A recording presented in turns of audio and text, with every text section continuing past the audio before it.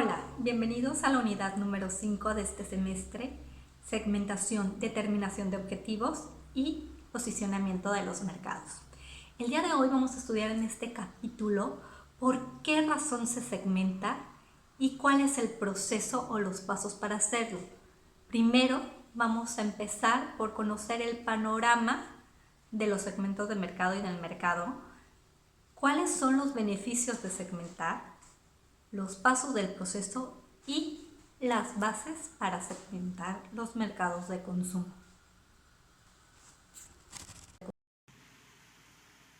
Vamos a analizar el panorama de los segmentos de mercado y los mercados meta. Para esto vamos a recordar que a principios de semestre definimos el mercado como las personas u organizaciones con necesidades por satisfacer, dinero para gastar y disposición para gastarlo. Sin embargo, en un mercado completo siempre existe diversidad entre los compradores. Ejemplos de estos casos es que no todos los consumidores que usan pantalones quieren ponerse vaqueros o jeans, o algunos vacacionistas embarcan en un crucero para descansar y relajarse, mientras que otros buscan aventuras y emociones. En cuanto a las empresas, no todas las que ocupan computadoras requieren la misma cantidad de memoria o de velocidad, ni todos los compradores de software necesitan el mismo grado de asesoría experta. Esto nos indica que en el mismo mercado general hay grupos de clientes, que llamamos segmentos de mercado, con diferentes deseos, preferencias de compra o forma de usos de productos. En algunos mercados las diferencias son relativamente menores y los beneficios que buscan los consumidores se satisfacen con una sola mezcla de marketing. Aquí quiero recordarles que mezcla de marketing o marketing mix son las 4 P's: producto, precio, plaza y promoción. Pero en otros mercados, algunos clientes no están dispuestos a hacer las concesiones que exige una mezcla única. En consecuencia, la empresa debe decidir qué segmento o segmentos atacar, una estrategia llamada marketing por objetivo. Para un segmento meta, la compañía debe establecer una posición en las mentes de sus miembros mediante el diseño e implementación de una mezcla de marketing. Una empresa que se dirige a un solo segmento tendría una sola mezcla de marketing, en tanto otra que atiende a varios segmentos tendrá igual número de mezclas de marketing. Ahora bien, antes de definir las posiciones y diseñar la mezcla de marketing, es preciso identificar y describir los posibles mercados meta. Este proceso se denomina segmentación de mercado. Definamos, pues, segmentación de mercado. La variación en las respuestas que los clientes brindan a una mezcla de marketing puede deberse o referirse a diferencias en los hábitos de compra, las formas en que se usa un bien o servicio o los motivos para comprarlos. Los mercadólogos orientados a los clientes toman en cuenta estas diferencias, pero por lo regular no pueden darse el lujo de diseñar una mezcla de marketing para cada cliente. En consecuencia, la mayoría de los vendedores operan entre los extremos de una mezcla de marketing para todos y una para cada cliente. Hacer lo anterior exige una segmentación de mercado, la división del mercado total de un bien o servicio en varios grupos menores y homogéneos. La esencia de la segmentación es que los miembros de cada grupo son semejantes respecto de los factores que influyen en la demanda. Un elemento importante del éxito de una compañía es la capacidad de segmentar adecuadamente su mercado. Aquí, por favor, hagan la reflexión de cómo la unidad de comportamiento de compra la vamos enlazando con este nuevo tema del segmento de mercado. ¿Cuáles son los beneficios de la segmentación de mercado? La segmentación del mercado se orienta a los clientes y por lo tanto es congruente con el concepto que vimos en un principio de marketing.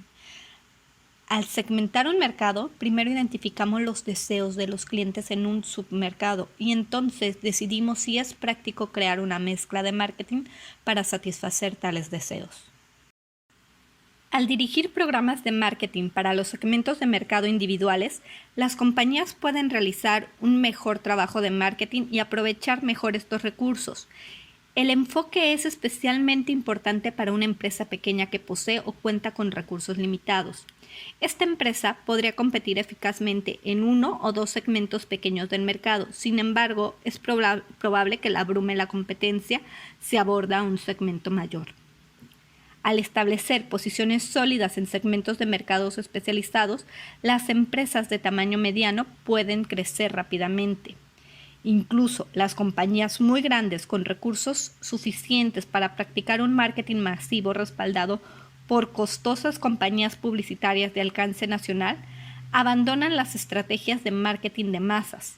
Estas compañías recurren a la segmentación del mercado como una estrategia más eficaz para alcanzar los fragmentos que antes constituían un mercado masivo u homogéneo.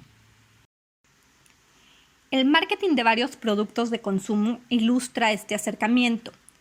Un supermercado típico almacena más de 40,000 artículos. Varios son muy similares. Tenemos muchos ejemplos como la cantidad de champús y acondicionadores de la marca Sedal. Cada una ofrece beneficios distintos tales como hidratación profunda, volumen, rizos definidos, etc. De manera similar ocurre con P&G al ofrecernos tantas versiones de pastas de dientes, fácil más de 15. Y no dejemos atrás la marca Kellogg's. Tiene muchísimas versiones de sabores de waffles, por ejemplo, ya no digamos los cereales. Esta proliferación de alternativas tiene una desventaja potencial.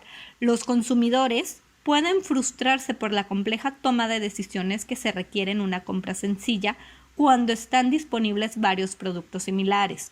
Por lo tanto, los vendedores buscan un balance entre encontrar las necesidades especializadas de los consumidores y abrumarlos con las elecciones. El proceso de segmentación de mercados. En ocasiones, los mercados se segmentan intuitivamente, es decir, un vendedor se basa en su experiencia y juicio para decidir sobre los segmentos que hay en un mercado y sobre el potencial que ofrezca cada uno. Otros siguen la pista de la competencia o de los participantes anteriores. Por ejemplo, Gatorade fue creado por científicos de la Universidad de Florida para reponer de manera rápida los fluidos del cuerpo de los jugadores de fútbol de la universidad. Después, cuando se introdujo como un producto de consumo, satisfació las necesidades de un grupo de consumidores de bebidas que se conoció como el segmento de bebidas deportivas. Al crecer la popularidad de Gatorade, se introdujeron imitaciones como Powerade de Coca-Cola y All Sport de Pepsi. Cada una ha logrado una pequeña participación del mercado, pero no han desbancado a Gatorade como la marca con la mayor participación. Y tal vez el futuro sea todavía más duro para estos imitadores ahora que Gatorade se adquirió por Pepsi y se beneficiará de una distribución aún mayor. Otra alternativa es realizar un análisis estructurado que muchas veces se sustenta en alguna investigación de mercado, con el fin de identificar los segmentos y medir su potencial. Este método, aun si se aplica con un presupuesto reducido, suele develar conocimientos y oportunidades que en otro caso se pasarían por alto. Los pasos para segmentar un mercado de manera organizada son: 1. Identificar los deseos actuales y potenciales de un mercado. Esto quiere decir que el mercadólogo examina atentamente el mercado para determinar las necesidades específicas que satisfacen las ofertas actuales, las necesidades que las ofertas actuales no satisfacen adecuadamente y otras necesidades todavía no reconocidas. Este paso también comprende la entrevista o la observación de consumidores o empresas para determinar su conducta, grados de satisfacción y frustraciones. Por ejemplo, en el mercado de relojes de pulsera, todos los clientes comparten el deseo de saber la hora y que todos los relojes la marquen o señalen de manera precisa. Pero también hay varios clientes que quieren que el reloj sea un accesorio de moda, un símbolo de estatus, un cronómetro para hacer ejercicio o un aparato recordatorio de las citas.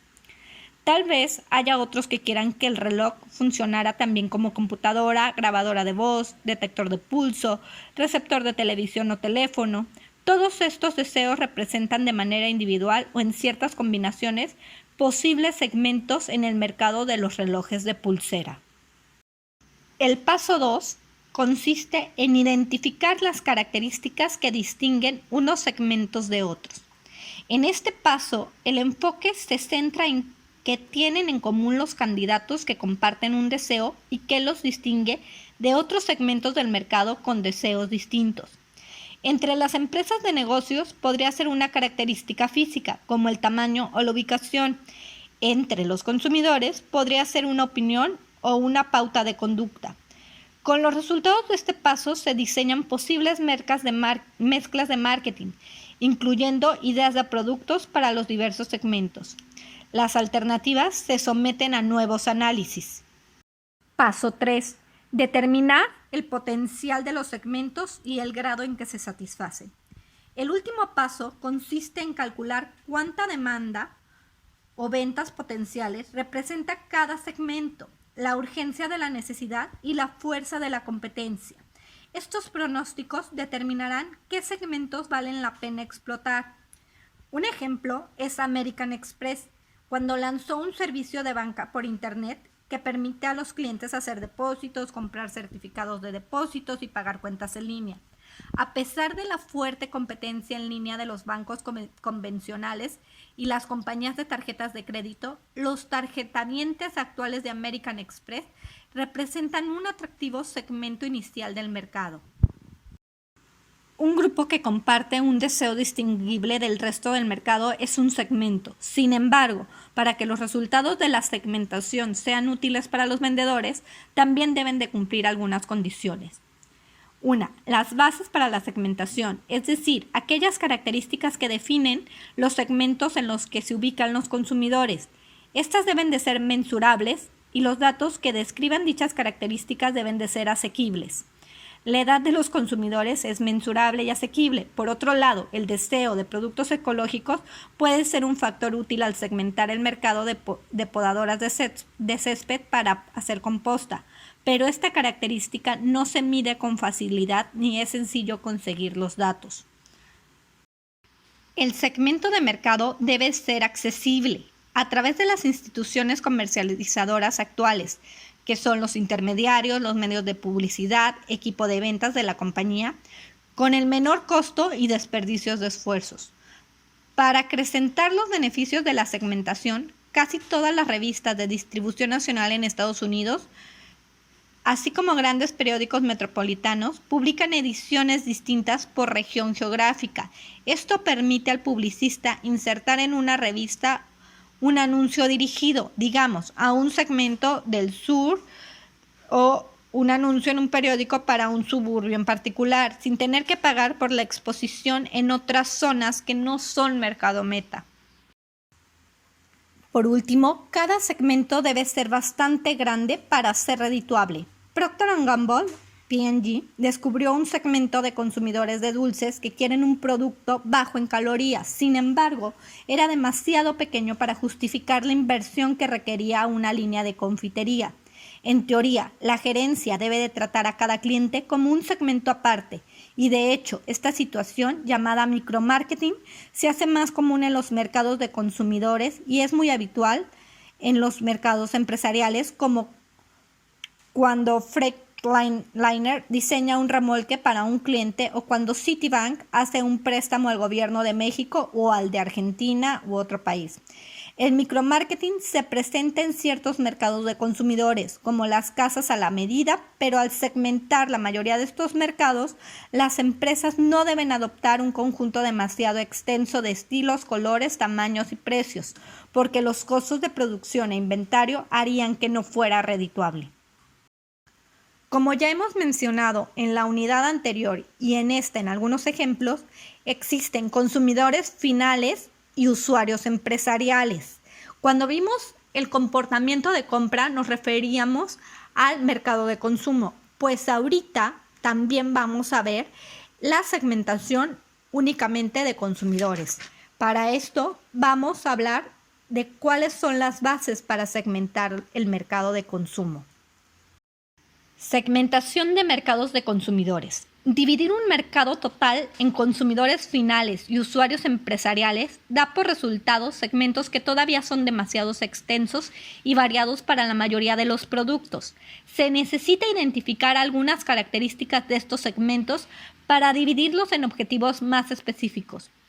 Como se muestra en la tabla de la imagen, hay varias formas de dividir el mercado de consumidores. Las bases de la segmentación comprenden muchas de las características con que describimos ese mercado en el capítulo o la unidad anterior de comportamiento de compra, así como algunas dimensiones psicológicas y conductuales. Para ilustrarlo, estudiaremos 4 bases para segmentar mercados de consumidores, las cuales se utilizan de manera separada o en combinación, ya sea la geográfica, demográfica, psicográfica y de comportamiento. La segmentación geográfica consiste en subdividir los mercados en segmentos por su localización, ya sean regiones, países, ciudades y pueblos en donde se vive o trabaja la gente. La razón es que los deseos de los consumidores y el uso de los productos suelen relacionarse con una o más de estas subcategorías. Las características geográficas también son mensurables y asequibles, 2 condiciones para una segmentación eficaz. Consideremos cómo serviría la distribución geográfica de la población como bases para la segmentación.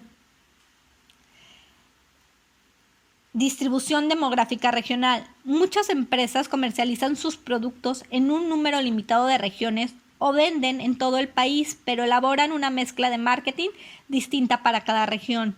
La distribución regional de la población es importante para los vendedores porque los habitantes de una región comparten valores, actitudes y preferencias de estilos. Sin embargo, suele haber diferencias significativas entre regiones, por las diferencias de clima, usos sociales y otros factores. Por ejemplo, Campbell ha alterado algunas de sus recetas de sopas y frijoles para adecuar a los gustos regionales, y los restaurantes Fridays, con más de 500 sucursales en Estados Unidos, permiten que en cada uno se ofrezca en el menú hasta 30 platillos regionales. Muchas organizaciones segmentan sus mercados de acuerdo con el tamaño de su ciudad o la concentración demográfica, es decir, siguen una distribución urbana, suburbana y regional. Tal vez sorprenda que la estrategia inicial de Walmart haya sido la de ubicarse solo en poblaciones de menos de 35,000 habitantes para minimizar el número de competidores. Segmentación demográfica. Los datos demográficos también proporcionan una base común para segmentar los mercados de consumidores. Se aprovechan con frecuencia porque guardan una relación estrecha con la demanda y se miden con relativa facilidad. Recordemos que en el capítulo anterior, comportamiento de compra, estudiamos variables demográficas de las descripciones de los mercados de consumidores. Las características más comunes para la segmentación demográfica son la edad, el género, la etapa del ciclo de vida familiar, el ingreso y la educación. Por ejemplo, Pepsi dirigió con éxito su refresco Lima Limón Sierra Mist a usuarios de 18 a 34 años porque fueron ignorados por los mercadólogos de Sprite y 7-Up. En la tabla se anotan ejemplos de características de segmentación demográfica. Es importante advertir que no hay reglas para el número o la extensión de las categorías con que se hace la segmentación. El mercado y la necesidad que se va a satisfacer dictan las opciones. Por ejemplo, quizá haya cierta simetría en una categoría de edad que incluya a todos los adolescentes, pero el comportamiento de compra y las motivaciones de quienes tienen 13 y 14 años pueden ser muy diferentes de los grupos de 18 y 19 años que siguen siendo jóvenes. La clase social, una medida compuesta de varias dimensiones demográficas, y el ciclo de vida familiar que describen etapas por las que pasan los padres y sus hijos, ilustran este método de segmentar un mercado. Los indicadores más usados de la clase social comprenden la escolaridad, la ocupación y el tipo de vecindario en el que vive la persona. Muchos consideran que la clase social es un indicador más rico que el ingreso o cualquiera de sus componentes tomados por separado. Afirmarían, por ejemplo, que un abogado y un plomero han de ser miembros de clases sociales distintas, aunque pudieran ganar lo mismo. Cómo la clase social de una persona, de ser de alta o de clase trabajadora, tiene una influencia considerable en sus elecciones en muchas categorías de sus productos. Las compañías escogen una o dos clases como mercado meta y crean un producto y una mezcla de marketing para alcanzar estos segmentos. La segmentación psicográfica. Los datos demográficos sirven para segmentar mercados porque se relacionan con el comportamiento y porque se reúnen con relativa facilidad. Sin embargo, los datos demográficos no son por sí mismos la causa del comportamiento. Los consumidores no compran equipos de surf de vela porque son jóvenes, sino porque les gusta salir y llevar una vida activa. Y resulta que tales personas suelen ser jóvenes. De tal manera, los datos demográficos se correlacionan con el comportamiento, pero no lo explican. Muchas veces los vendedores van más allá de los atributos demográficos en el esfuerzo por entender mejor por qué los consumidores se portan como lo hacen. Por consiguiente, practican la llamada segmentación psicográfica, que consiste en examinar los elementos relacionados con la forma de pensar, sentir y comportarse de las personas. A menudo se incluyen en la segmentación demográfica dimensiones como la personalidad, los estilos de vida y los valores de los consumidores.